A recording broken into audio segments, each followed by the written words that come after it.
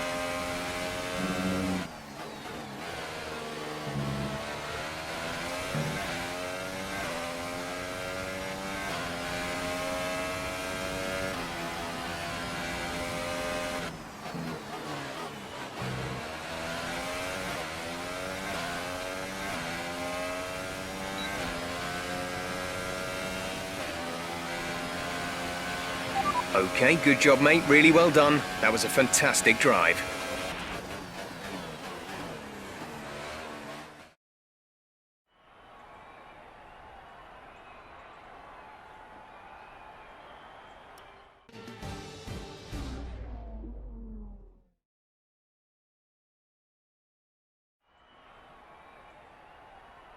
We begin a new championship here today, one that will see us race on the great Asian circuits of modern-day Formula One. We go racing today around 3.36 miles of the magnificent Bahrain International Circuit, with 15 corners and 2 good passing opportunities into turns 1 and 4. Keep an eye out for drivers locking the front left tyre into the tricky braking zone of turn 10.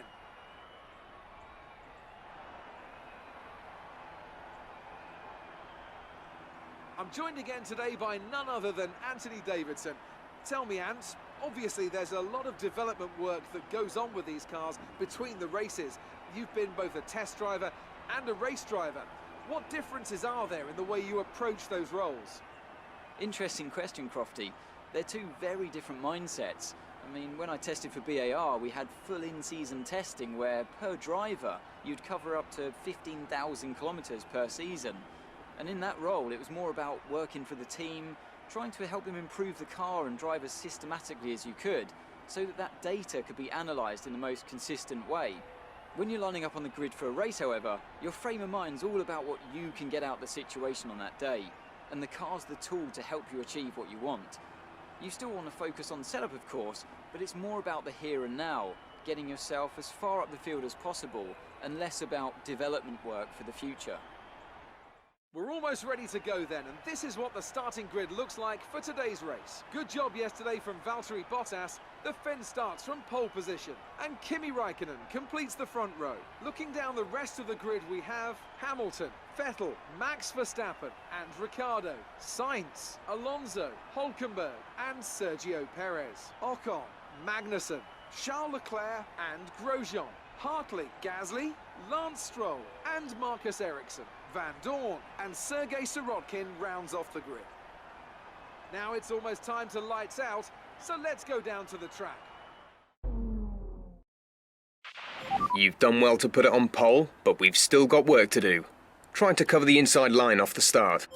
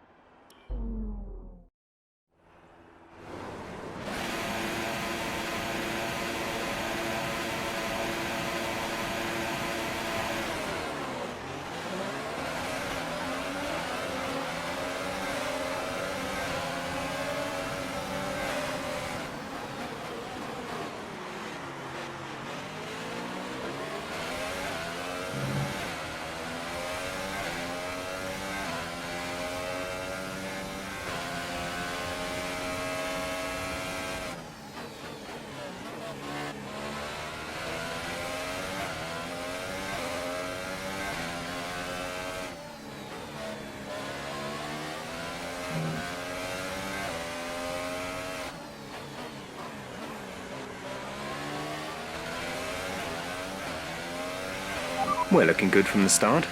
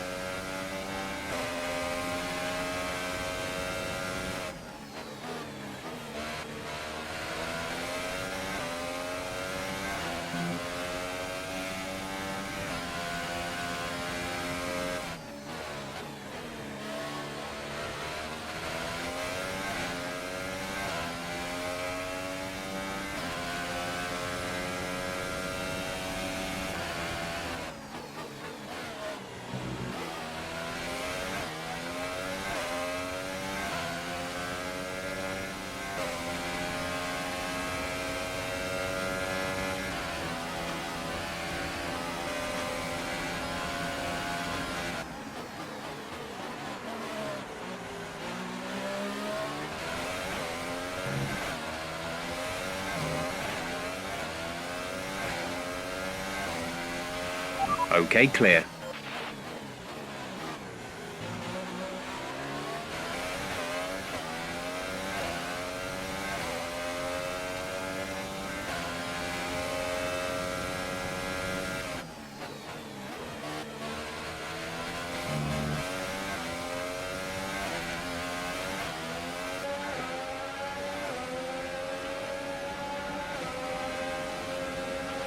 We're approaching the pit window. You'll be on the softs.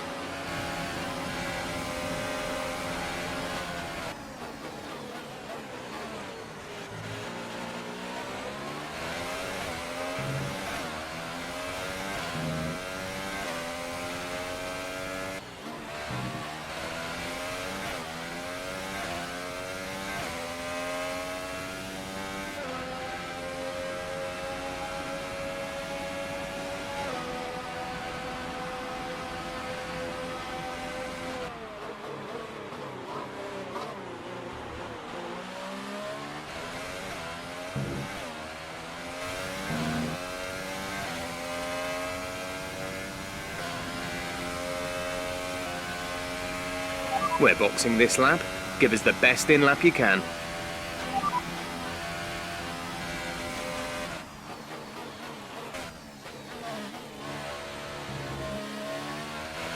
Remember, box this lap. Keep an eye on your distance to the speed limit line as you approach, and make sure you don't speed.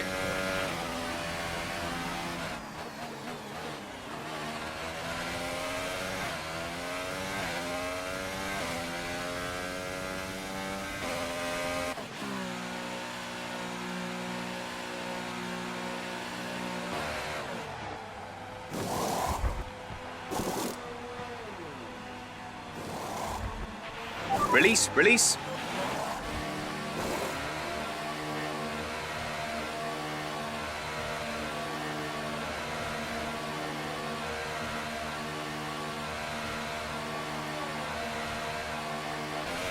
Look after these tyres now. We want to finish the race on this compound.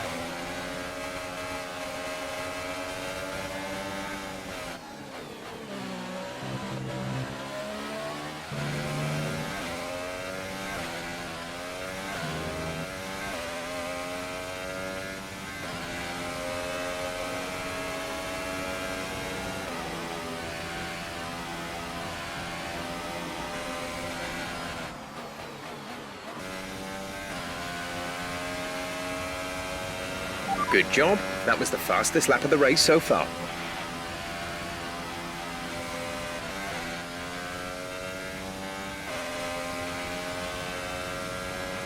Great work. That's a new fastest lap for the race. There's only one lap of fuel remaining. This is your final lap of the race.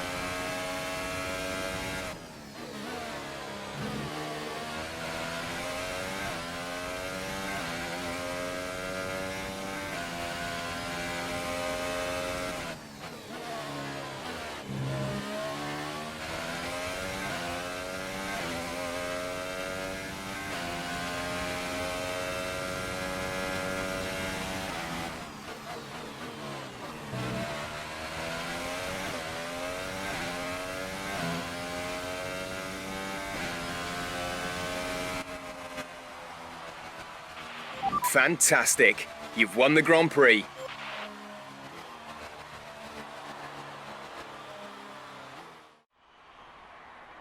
And Mercedes have pulled off a great victory here today.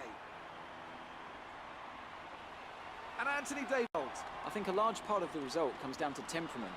They were able to keep their heads when everyone around them was losing theirs, and that's allowed them to get the best out of the car, to maximise the strategy, and to stay out of trouble.